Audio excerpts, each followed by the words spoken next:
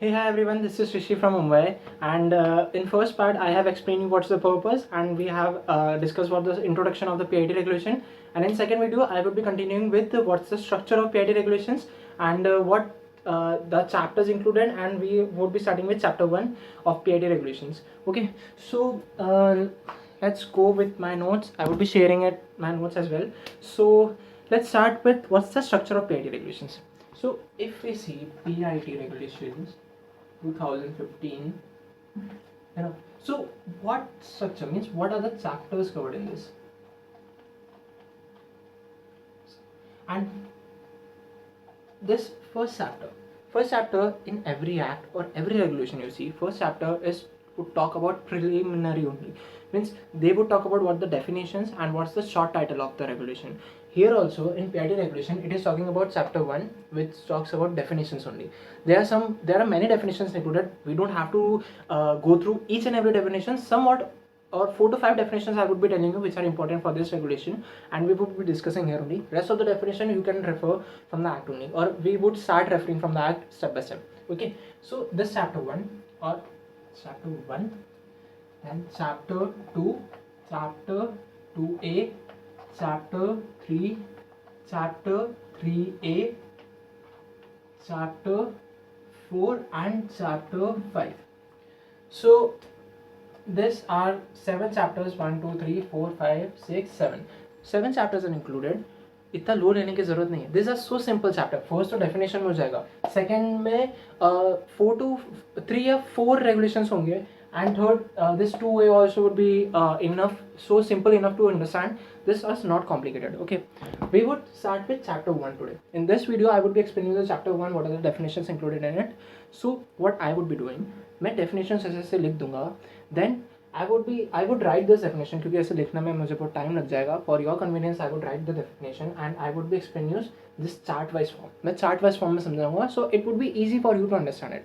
So let's start with chapter 1. What's the chapter 1 is saying? Okay. Yeah.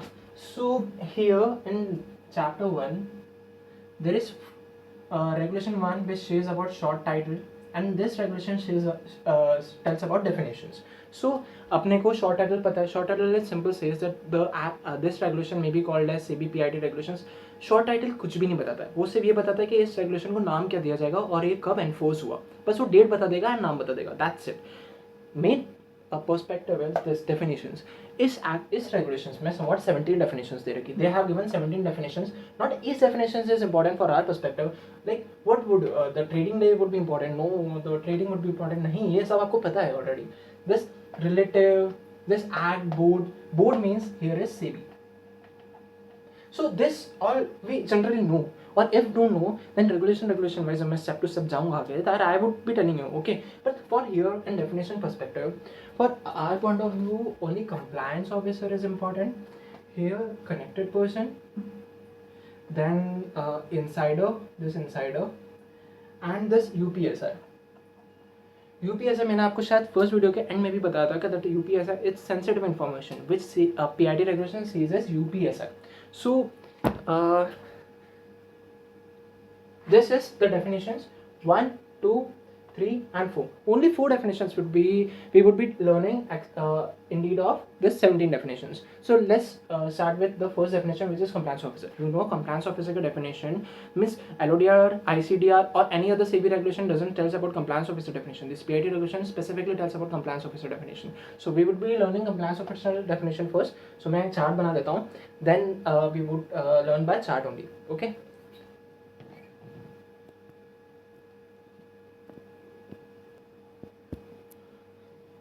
Yes. So what is compliance officer? What PIT regulation says the definition of compliance officer. So compliance officer का मैंने यहाँ chart बनाया है. It's so easy to understand. मतलब ये मेरी writing अगर इसी थोड़ी सी वो ट्रिकी लग रही है तो I would be explaining you, don't worry.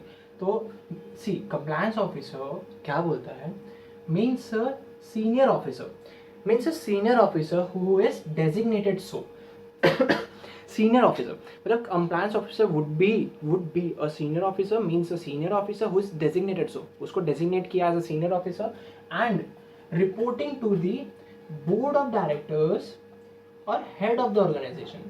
See, एक कंप्लायंस ऑफिसर है who is a senior officer and reporting कर रहा है इधर बोर्ड ऑफ डायरेक्टर्स और head of the organization. Sir और हेड ऑफ द ऑर्गेनाइजेशन क्यों लिखा है? क्योंकि कहीं ना कहीं जगह अगर बोर्ड ऑफ डायरेक्टर्स नहीं होंगे तो head of the organization would be the board of would be deemed to be a board of director who compliance officer would be reporting so and reporting to the board of directors or compliance officer means a senior officer designated so and reporting to the board of directors and head of the organization. याद हुआ? खत्म. आगे बढ़ते हैं. And यहाँ पे कुछ उसका वो बोर्ड रखा है, कुछ कैरेक्टरिस्टिक्स बता रखी है. क्या बोल रखा है? Who is financially literate.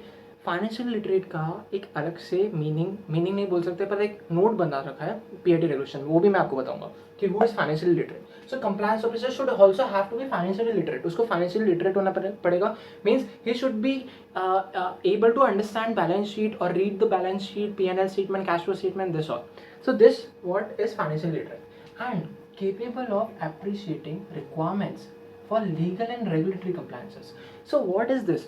Means who is capable of appreciating requirements, who is capable, मैं capable हूँ for appreciating मतलब for respecting और for complying requirements for legal and regulatory compliances. मतलब एक कंप्लायंस ऑफिसर कौन होगा?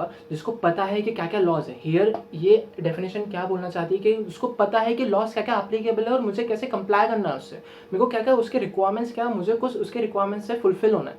सो this is simply saying that capable of appreciating requirements means he knows or he capable to fulfill requirements for legal and regulatory compliances. उसको compliances पता होने चाहिए. and आगे if you see and यहाँ पे भी एंड है, यहाँ पे भी एंड है. मीन्स ये तीनों requirements should be there.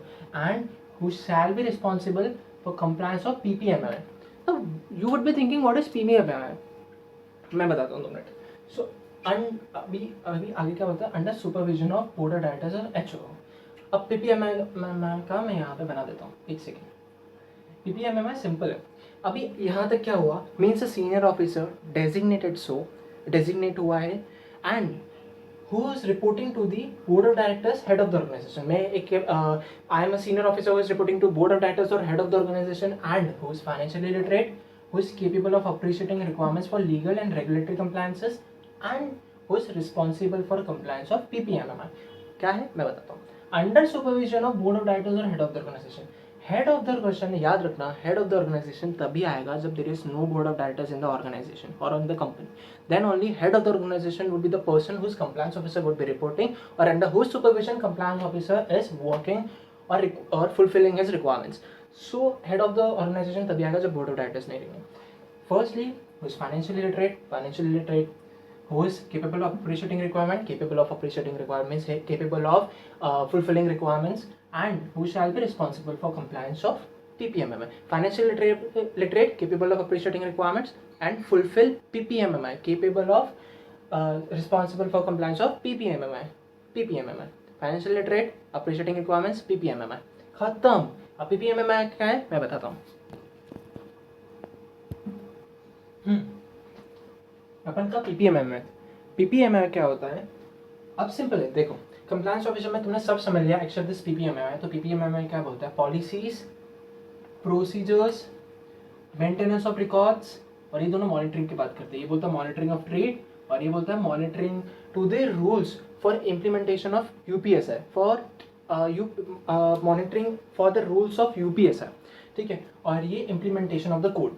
C simple क्या बोलता है? कंप्लायंस ऑफिसर को इनका रिक्वायरमेंट्स और इनका कंप्लायंसेस भी देखना पड़ेगा. किसका कंप्लायंसेस? पॉलिसीज का, प्रोसीजर्स का, मॉनिटरिंग ऑफ रिकॉर्ड्स का, मॉनिटरिंग ऑफ ट्रेड का, monitoring to rules of UPSI का एंड इम्प्लीमेंटेशन ऑफ कोड का. सिंपल है. तुमको बहुत हाइप लग रहा है पर एक कंप्लायंस ऑफिसर की बेसिक रिक्वायरमेंट्स ही बता रखी है.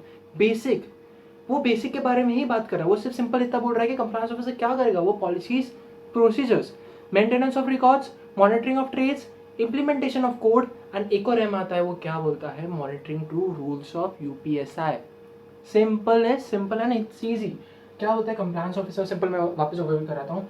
Means a senior officer reporting to board of directors and head of the organization, financial literate होना चाहिए, capable of appreciating requirements, shall be responsible for compliance of PPMMI. PPMI क्या है? Policy, procedure, monitoring of trades, maintenance of records, monitoring rules of UPSI and implementation of the code. खत्म.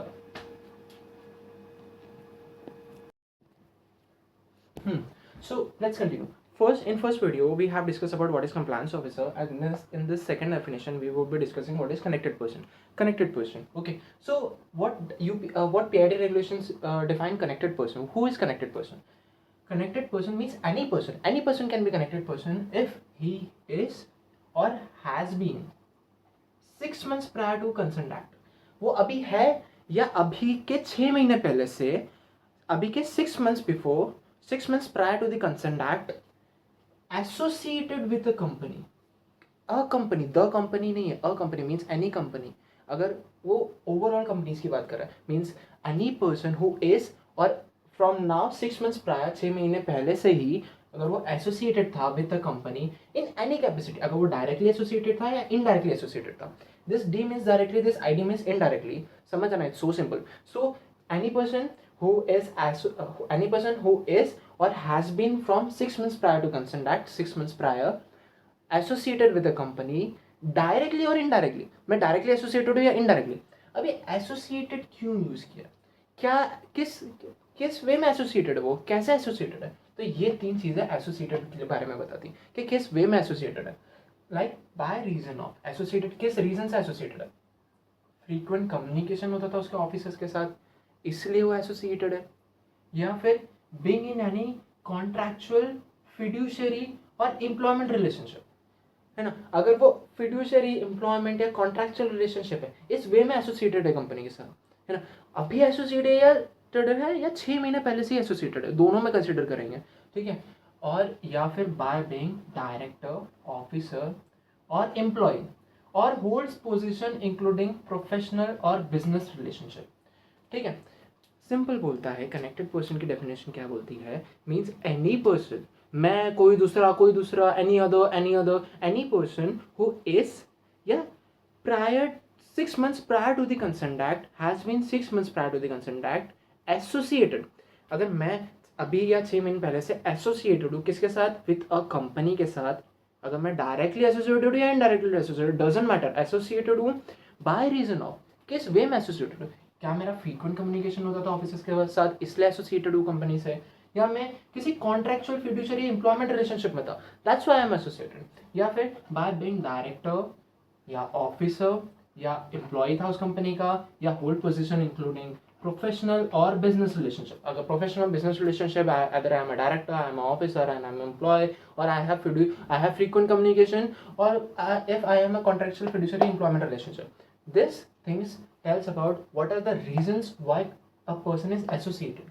और आगे और बोलता है वेदर टेम्पररी और permanent. अगर ये सब चीजें भी टेम्पररी थी या परमानेंट थी, doesn't matter. It doesn't matter. PID regulation says that we don't care whether you are directly associated or indirectly associated, or we doesn't care that you are temporarily associated or permanently associated. So this, whether temporary or permanent, this P means temporary, P means permanent, that allow such person, is ALL means allow such person directly or indirectly to have access to UPS are expected to allow such access. देखो simple है, ये last वाली line it's most important. अगर वो इन सारी चीज़ों से matter कर जाता है, इस सारी चीज़ों से डील कर जाता है, फिर भी अगर वो लास्ट लाइन कवर अप नहीं कर पाता ना, तो वो कनेक्टेड पर्सन नहीं होगा. लास्ट लाइन क्या बोलती है, simply to have access to UPSI. अगर मान लो मैं एसोसिएटेड हूँ कंपनी के साथ, मैं इन तीनों रीजन से एसोसिएटेड हूँ, मैं डायरेक्टर भी हूँ, या मेरा फ्रीक्वेंट कम्युनिकेशन भी आता है, या मेरा रिलेशनशिप भी कंपनी के साथ, पर मेरे पास यूपीएसआई नहीं है, तो पीआईडी रेगुलेशन पिक्चर में ही नहीं आती. पीआईडी रेगुलेशन तो कनेक्टेड पर्सन हो गई नहीं. A connected person should have UPSI और expected to allow such access. अगर वो एक्सपेक्टेड भी है कि उसको आगे जाके एक्सेस होगा यूपीएसआई का, then also he can be considered as a connected person. उसको इन 3 कंडीशंस के साथ या बाय रीजन ऑफ इन 3 कंडीशंस के साथ गुजरना पड़ेगा. डजेंट मैटर परमानेंटली या टेम्पररी, या डजेंट मैटर डायरेक्टली और इनडायरेक्टली, और डजेंट मैटर कि उसके पास यूपीएसआई है डायरेक्टली और इनडायरेक्टली. अगर उसके पास है, इन चीज़ों से वो कनेक्टेड है और वो एसोसिएटेड है 6 महीने पहले से ही, तो वो कनेक्टेड पर्सन हो जाएगा. It's so simple definition. मैं वापस से जल्दी एकदम गो थ्रू करता हूँ. Connected person means any person who is और has been 6 months prior to the concerned act associated. मैं associated with a company whether directly और इनडायरेक्टली, बाय रीजन ऑफ, किस रीजन से मैं एसोसिएटेड हूँ, by reason of frequent communication से एसोसिएटेड हूँ, या I have contractual, fiduciary, employment relationship, or I have been a director, officer, employee or hold position including professional और बिजनेस रिलेशनशिप। ठीक है, अगर मैं इन 3 चीज़ों से एसोसिएटेड हूँ, डायरेक्टर, ऑफिसर, एम्प्लॉय या फिडुशियल रिलेशनशिप या फिर एम्प्लॉयमेंट या कॉन्ट्रेक्चुअल रिलेशनशिप या फिर फ्रीक्वेंट कम्युनिकेशन, अगर वो भी टेम्पररी है और परमानेंट डजंट मैटर, अगर उस पर्सन को इन सारी चीज़ों की वजह से डायरेक्टली और इनडायरेक्टली एक्सेस होता है यूपीएसआई का या expected to allow such access होता है, then he is a connected person. Definition बहुत ईजी है। तुम अगर अपने ब्रेन को ये बोलोगे ना कि यार ये डेफिनेशन कितनी टफ है, तो वो टफ ही लेने वाला है। अगर अपने ब्रेन को सिर्फ ये बोलो कि सो सिंपल, कि इतने सिंपल चार्ट फॉर्म में मैंने तुमको समझाया, देन तुम्हारा ब्रेन उसको धीरे धीरे अडेप्ट करने की कोशिश करेगा, वो जगह बनाएगा कि हाँ सिंपल है, जगह बनाओ जगह बनाओ। एक डब्बे में अगर मैं चीनी भरने की कोशिश करूँ तो चीनी भर जाएगा, डब्बे को थोड़ा हिलाऊंगा ना ब्रेन लगा के, तो उसमें जगह होती जाएगी, फिर धीरे धीरे सेटल होते जाएगा चीना, उसमें और स्पेस हो जाएगी। तो ब्रेन को बोलो कि it's so simple, it's simple to understand, nothing in this definition. Okay, so this is connected person. Next अपन बढ़ते हैं दूसरी डेफिनेशन पे। ओके, हाँ, so now what is this, क्या होता है कनेक्टेड पर्सन में 2 क्लॉजेस दे रखे। जो सेक्शन 2 का जो डी वाला पार्ट है ना, वो कनेक्टेड पर्सन की बात करता है और उसमें 2 पार्ट्स है। फर्स्ट पार्ट मैंने आपको कनेक्टेड पर्सन का पूरा चार्ट फॉर्म में डेफिनेशन बताया। सेकंड पार्ट क्या बोलता है कि this person would be deemed to be connected person, means without prejudice to the provision, this person if there then they would be deemed to be connected person. इनको माना जाएगा ये connected person. Then who is this person, ये person कौन है जिनको connected person deemed नहीं माना जाएगा। अब क्या बोलता है 2, क्या बोलता है सब प्लस का, बोलता है रिलेटिव ऑफ कनेक्टेड पर्सन है तो उसको भी कनेक्टेड पर्सन माना जाएगा। ठीक है, अब this holding company, associate company, subsidiary company, इनको भी कनेक्टेड पर्सन माना जाएगा। अगर connected person can also be a company, right. अगर आई एम मेरी कंपनी का holding company, subsidiary company, associate company है, then they also would be considered as a connected person. ठीक है ना, इंटरमीडियरी, ओके, और इन्वेस्टमेंट कंपनी, ट्रस्टी कंपनी और asset management company, ये भी मतलब IC means investment, T means trustee company, AMC means asset management company.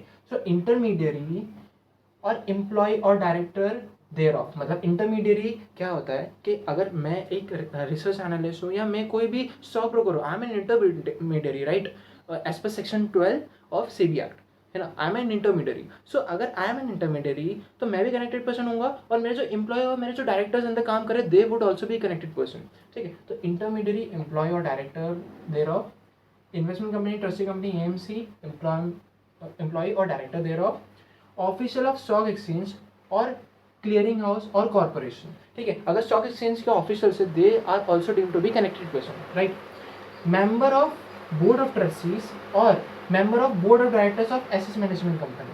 अगर board of mutual funds में क्या है, म्यूचुअल फंड्स में बोर्ड ऑफ ट्रस्टीज जो है उसके मेंबर्स या फिर एसेट मैनेजमेंट कंपनी के board of directors, they are also considered to be connected person. एक म्यूचुअल फंड में अगर बोर्ड ऑफ ट्रस्टीज के मेंबर्स है या फिर एक एएमसी, म्यूचुअल फंड में एएमसीज होती, राइट, अब अगर एएमसी के बोर्ड ऑफ डायरेक्टर्स है, they are also to be connected person. ये इतना टेक्निकल इसलिए दे रखा है क्योंकि ये रेगुलेशन बोल रहा है। अगर मैं आपको म्यूचुअल फंड का ऐसा टेक्निकलिटी बताते रहूँगा ना तो अपनी वीडियो बहुत ज़्यादा चल जाएगी और तुम बहुत कंफ्यूज हो जाओगे। एक टॉपिक को छूट के अपन किसी और टॉपिक पे चल जाएंगे। अभी यहाँ जो मैं बता रहा हूँ वो just as a understanding purpose में समझो, है ना। मैं ये नहीं बोल रहा, मैं वो नहीं बताऊंगा, मैं सब स्टेप टू स्टेप बताऊंगा, पर अभी के लिए मैं उतना डीप में नहीं जा सकता।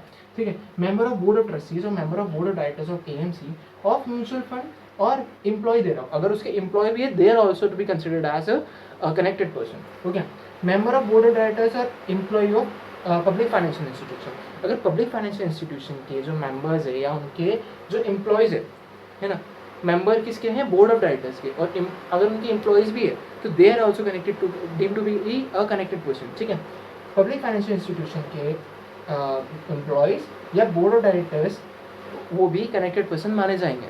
ठीक है, banker of the company obviously वो बैंक है, so it also deem to be connected person. ठीक है, अब कंसर्न फर्म, है ना, ट्रस्ट, एचयूएफ, कंपनी और एसोसिएशन। ठीक है, concern firm, trust, HUF, company और एसोसिएशन वेयर डायरेक्टर और रिलेटिव और banker has more than 10% holding. अगर एक डायरेक्टर उस कंपनी का, जिस कंपनी की अपन बात कर रहे हैं, मान लो कि अगर मैं कंपनी हूँ और मैं कनेक्टेड पर्सन हूँ, तो अगर मेरे डायरेक्टर या मेरे रिलेटिव या मेरा बैंकर, कंपनी का बैंकर, उसका 10% होल्डिंग है, किस में, कंसर्न में, फर्म में, ट्रस्ट में, एचओएफ में, कंपनी में, एसोसिएशन में, इन पांचों चीज़ों में, इन 5 या 6 लोगों में, तो ये 5 के 6 लोग ये भी कनेक्टेड पर्सन होंगे अगर 10% होल्डिंग है, मोर देन 10%, ठीक है, more than 10%, then they also deem to be considered as a connected person, ठीक है। फर्म, इट्स पार्टनर्स और एम्प्लॉय, है ना, in which connected person is a partner. अगर मैं कनेक्टेड पर्सन हूँ और मैं एक किसी फर्म में पार्टनर हूँ तो वो फर्म भी कनेक्टेड पर्सन होगी एंड उस फर्म के दूसरे पार्टनर्स और दूसरे एम्प्लॉयज भी कनेक्टेड पर्सन होंगे। Okay, getting my point right. अगर मैं कनेक्टेड पर्सन हूँ तो मैं जिस अगर फर्म में पार्टनर हूँ तो वो फर्म भी कनेक्टेड होगी एंड फर्म के partners and employees they would also be deem to be connected person, ठीक है। आगे क्या बोलता है, पर्सन शेयरिंग हाउस होल्ड और रेसिडेंस विद कनेक्टेड पर्सन। आज मैं मान लो कोई पर्सन है ना, अगर वो कहीं और रेंट पे रह रहा है तो जिस जगह रेंट पे रह रहा है ना, शेयरिंग के साथ रह रहा है ना, हाँ, सो अपन नेक्स्ट डेफिनेशन पे आते हैं। Next definition tells about what is insider. So insider की डेफिनेशन पीआईडी रेगुलेशन क्या बोलता है, बहुत सिंपल है। क्या बोलता है, means any person who is connected person और इन पोजेशन ऑफ और एक्सेस टू यूपीएसआई। मीन्स क्या है, सिंपली क्या बोल रहा है कि अगर कोई भी पर्सन कनेक्टेड पर्सन है या फिर कनेक्टेड पर्सन नहीं है पर उसके पास एक्सेस टू यूपीएसआई है या फिर उसके पास यूपीएसआई है या एक्सेस है, then he is an insider, ठीक है। तो क्या बोलता है, simply means any person who is connected person या उसके पास इन पोजेशन या उसके पास पोजेशन है या एक्सेस है to UPSI, then he is an insider, ठीक है। अब तुम ये बोलोगे कनेक्टेड पर्सन के पास भी तो यूपीएसआई होता है, उसके पास भी तो एक्सेस होता है, पर कनेक्टेड पर्सन के पास बहुत सारे अदर रिलेशंस होते हैं, उसके पास वो एसोसिएटेड होता है 3 चीज़ों के साथ, फ्रीक्वेंट कम्युनिकेशन विद ऑफिसर्स या कोई फिड्यूशरी या एम्प्लॉयमेंट रिलेशनशिप हो, उस वजह से भी वो कनेक्टेड पर्सन होता है।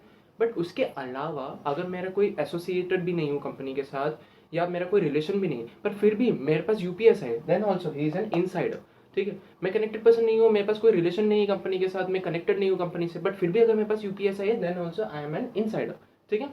So this is what this simple definition tells about insider only, ठीक है, दैट्स इट। मैं अब next definition we would be discussing about UPS, what is UPS, okay. So last definition जो अपने को we have to discuss, last definition in this PIT regulation, it's UPSI. UPSI means unpublished price sensitive information, means the information which is not published yet to the general public and which is price sensitive, which materially affect the price of price of securities, and that is an information only, that is not any other thing, that is generally information which is price sensitive and which is not yet published to the general public. So this is UPSI, in short this is UPSI. So what PID regulation says, what is UPSI, okay, means any information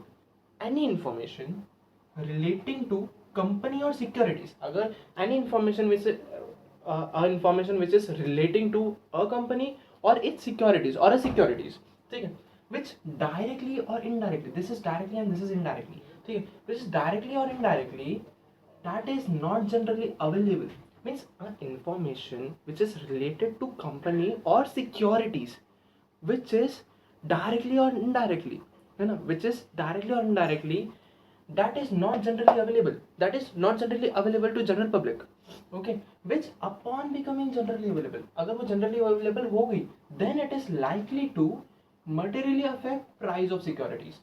Simple है, any information relating to a company, अगर वो information है वो अगर company के related है या securities के related है, दोनों के related अगर directly या indirectly है पर related है, which is not generally available, वो जनरली अवेलेबल नहीं है मार्केट में। अगर एक इन्फॉर्मेशन है ये कंपनी के रिलेटेड है या सिक्योरिटीज के रिलेटेड है, वो अभी जनरल पब्लिक या जनरली अवेलेबल नहीं है, वो कुछ कुछ पीपल्स के पास अवेलेबल है।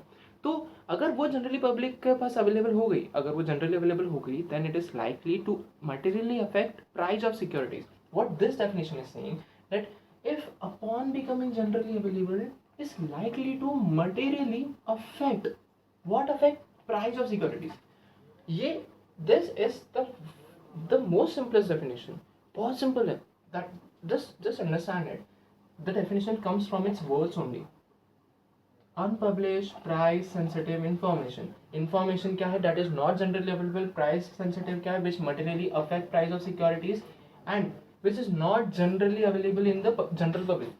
एक और definition मिल जाता है, means any information relating to company or securities directly और इनडायरेक्टली वो इन्फॉर्मेशन डायरेक्टली या इनडायरेक्टली रिलेटेड टू है कंपनी या सिक्योरिटीज के, that is not generally available, वो जनरली अवेलेबल नहीं है। पर अगर which upon becoming generally available is likely to materially affect price of security।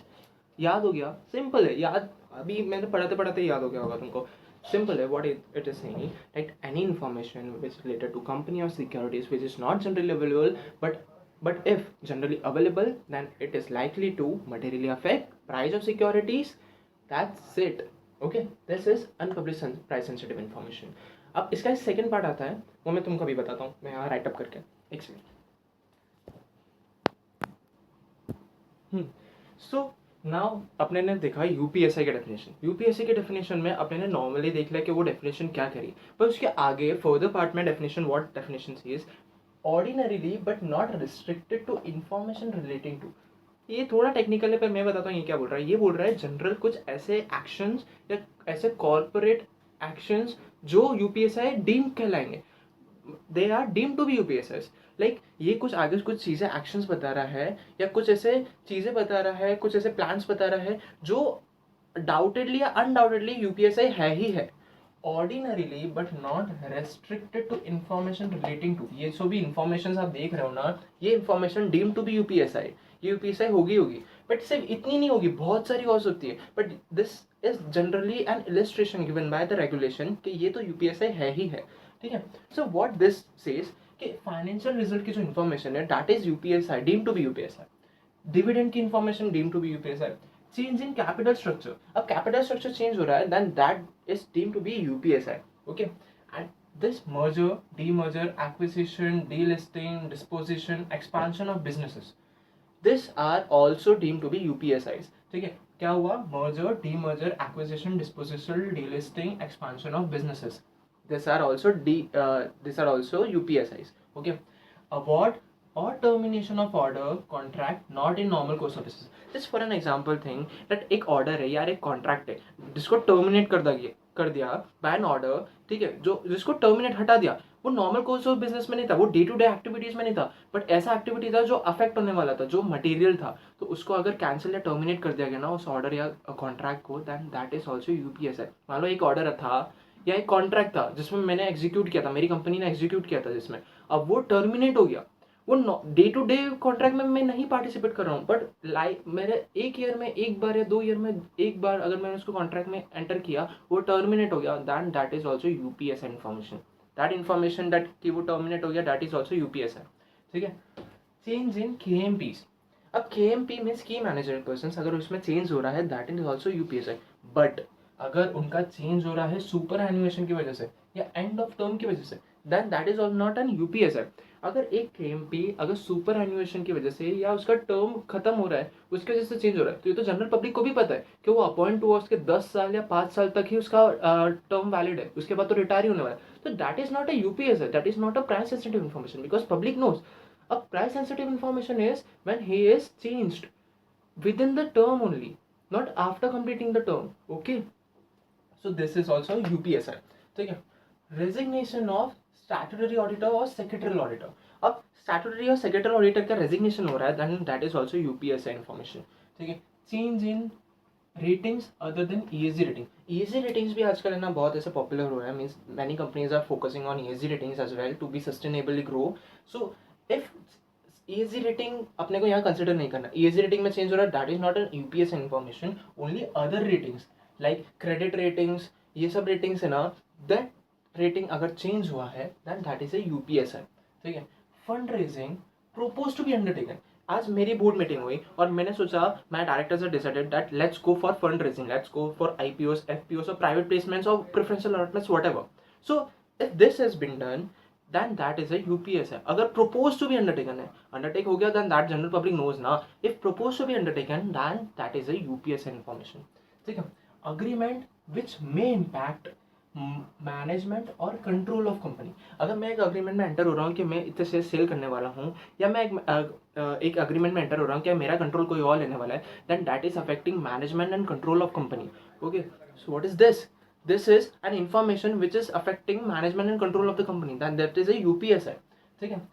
frauds और defaults by company promoter directors KMPs और सब्सिडरी। अगर कोई फ्रॉड या डिफॉल्ट किया, किसने, मेरी कंपनी ने या उसके प्रोमोटर डायरेक्टर्स KMPs या मेरी सब्सिडरी ने कोई डिफॉल्ट किया, वो डिफॉल्ट की इन्फॉर्मेशन जो है ना, that is an sensitive information, that is A UPSI information. And arrest हुआ अगर मेरे KMPs, प्रोमोटर्स और डायरेक्टर्स का, अगर मेरी कंपनी के KMPs, की मैनेजर पर्सन या डायरेक्टर्स या प्रोमोटर्स का अरेस्ट ही हो गया, उनको पकड़ के ले गई पुलिस, विद इन इंडिया और अब्रॉड, इंडिया में हुआ या अब्रॉड में हुआ, डजेंट मैटर, अगर अरेस्ट हो गया तो दैट इज इंफॉर्मेशन, और that information would also be considered to be an UPSI information. इस इन्फॉर्मेशन के अलावा कुछ और इन्फॉर्मेशन है, मैं इसको मिटा के और लिखता हूँ। दिस इज सिंपल यार, ये सिर्फ just an illustration given by the regulation which just says कि this information would be deemed to be UPSI। Not only this, many other are there, but this is an illustration point of view.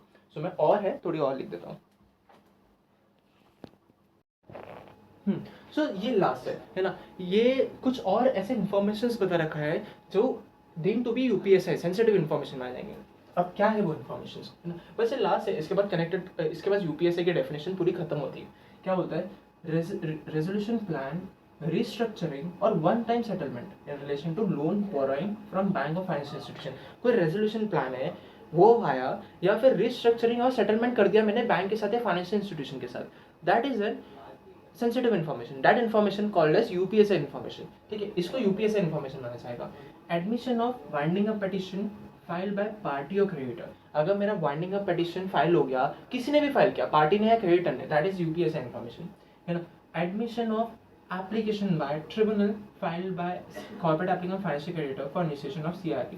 CIRP तुम लोगों को पता है या नहीं भी पता तो मैं बताता हूँ, it's corporate insolvency resolution process, जो IBC में दे रखा है। अब अगर एक रेजोल्यूशन, इंसॉल्वेंसी रेजोल्यूशन प्रोसेस अगर मैंने फाइल किया ट्रिब्यूनल पे, पहले ट्रिब्यूनल NCLT पे फाइल होता है एप्लीकेशन, तो अगर एज ए कॉर्पोरेट एप्लीकेंट मैंने फाइल किया या एज ए क्रेडिटर मैंने फाइल किया, कौन सा, फाइनेंशियल क्रेडिटर अगर मैंने फाइल किया, दैट इन्फॉर्मेशन कि तुमने एप्लीकेशन फाइल किया और वो एडमिट हो गया है, that information is a sensitive information which is UPSI information.